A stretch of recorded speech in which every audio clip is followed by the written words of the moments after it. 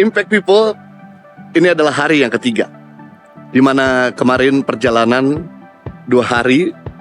Hari pertama dalam perjalanan dari Jakarta ke Istanbul. Di hari kedua dari Istanbul menuju ke Çanakkale, tempat di mana kita bisa melihat ada patung kuda Troy. Dan ini adalah tempat kota tertua di dunia.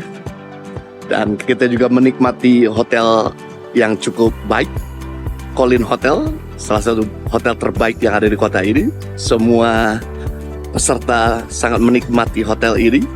Dan kita juga bisa menikmati sarapan pagi dan juga tadi malam dinner yang cukup berlimpah. Perjalanan yang sangat memberikan pada kita semua istirahat yang nyaman, makanan yang enak, dan juga guide yang baik, pasti bicara bahasa Indonesia. Dan kemudian juga kita mendapatkan bus juga yang cukup nyaman. Air conditioner, ada wifi. Nah, sekarang kita akan perjalanan menuju Pergamon, mengunjungi 7 jemaat Live a Better Life dari Çanakkale, Troy. God bless you. Hambamu berdoa, tidak ada satupun yang Tuhan dibutakan, tidak ada satupun yang dibuat tuli oleh iblis, tapi kami semua boleh mendengar, menangkap, mengerti, dan menghidupi.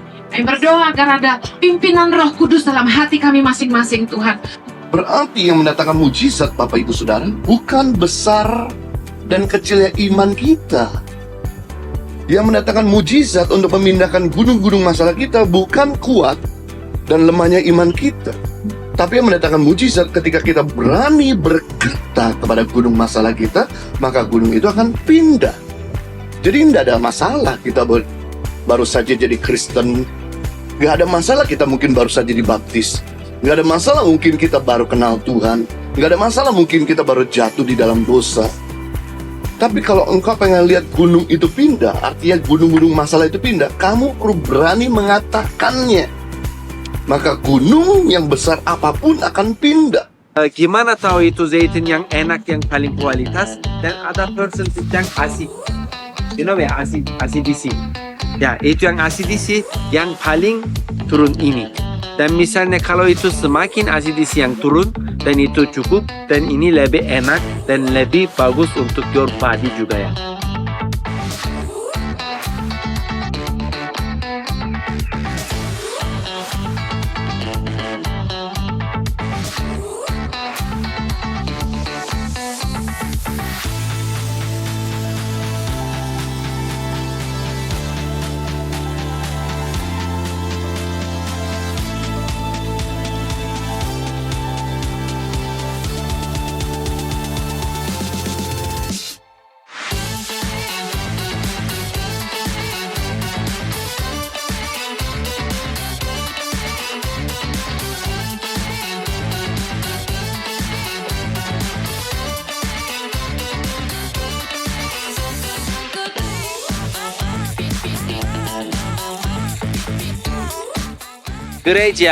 Gereja yang salah satu yang 7 gereja, dan di sini Bapak Ibu gereja Pergamus. Dan karena dan di sini Bapak Ibu jamaah Pergamus itu tinggal di sini. Ya, area ini juga ya. Dan ini Red Basilica Bapak Ibu, dan aslinya dibangun sebagai kuil, temple. Dan sebelum Masehi 200. Sebelum Masehi 200, daripada sekarang 2200 tahun yang lalu. Nah, setiap jemaat itu di kitab Wahyu adalah gambaran tentang keadaan orang-orang Kristen sekarang ini di akhir zaman. Jadi mereka punya kelebihan, mereka juga punya kekurangan. Salah satunya jemaat di Efesus, dia adalah jemaat yang kehilangan kasih mula-mula. Kita akan kunjungin. Kemudian jemaat Smyrna, jemaat yang teraniaya.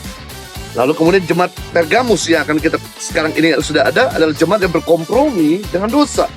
Kemudian nanti setelah ini kita akan pergi ke jemaat Tiatira, jemaat yang hidup dalam kesesatan.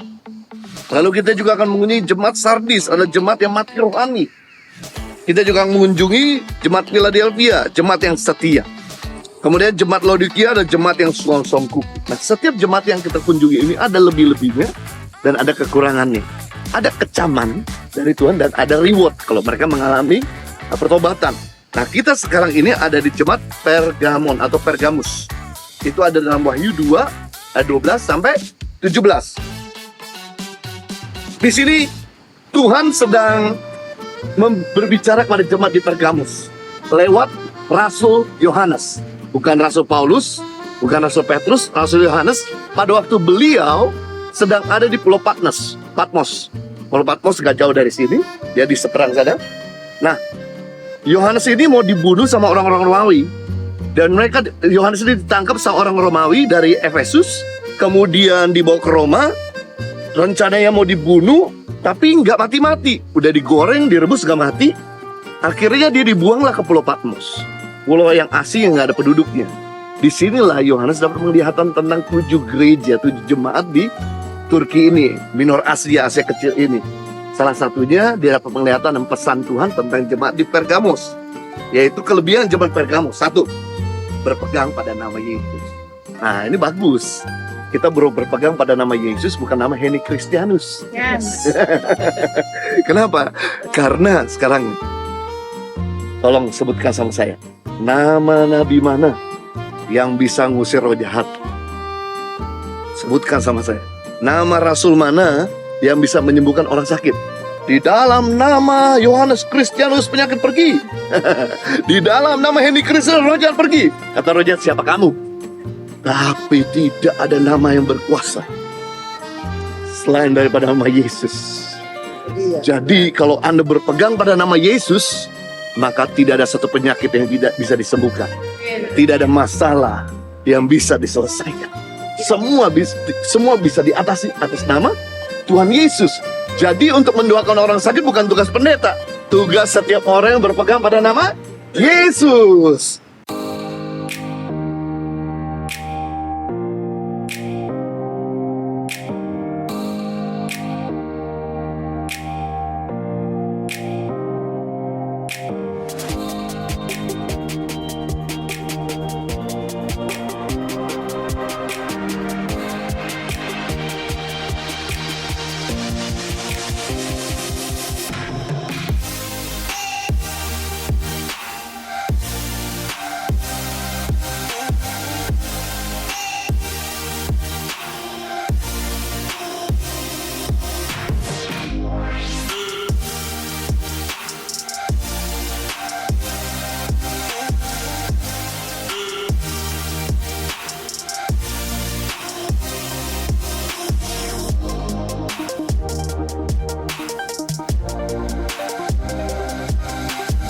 Athena itu ditahu sebagai Princess of Dewi dan Dewa.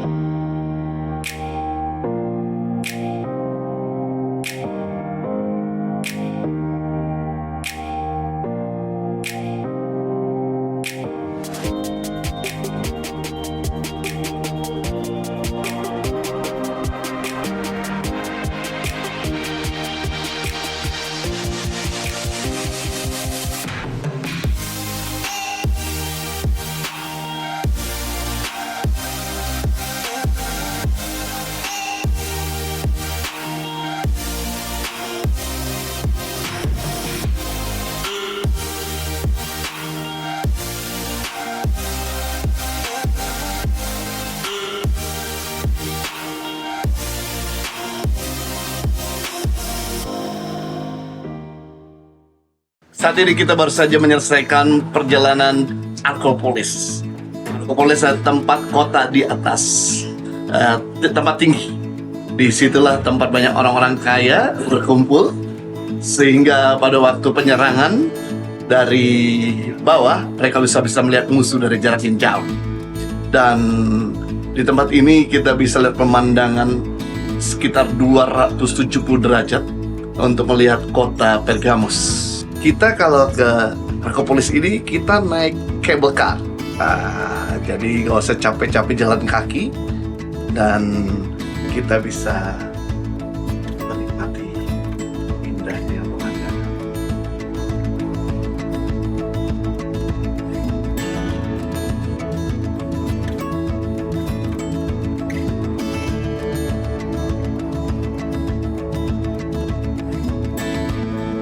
Kelebihan jemaat di Tiatira, Wahyu 2:19. Aku tahu segala pekerjaanmu, baik kasihmu maupun imanmu. Rupanya, kelebihan jemaat di Tiatira ini, Tuhan memuji kasih mereka. Jemaat ini punya kasih yang besar. Kasih adalah memberi yang terbaik untuk orang lain menjadi lebih baik. Kasih merupakan salah satu daripada nilainya Tuhan. Jadi rupanya jemaat di Tiatira ini adalah jemaat yang mengasihi Tuhan dan mengasihi sesama. Itu bagus.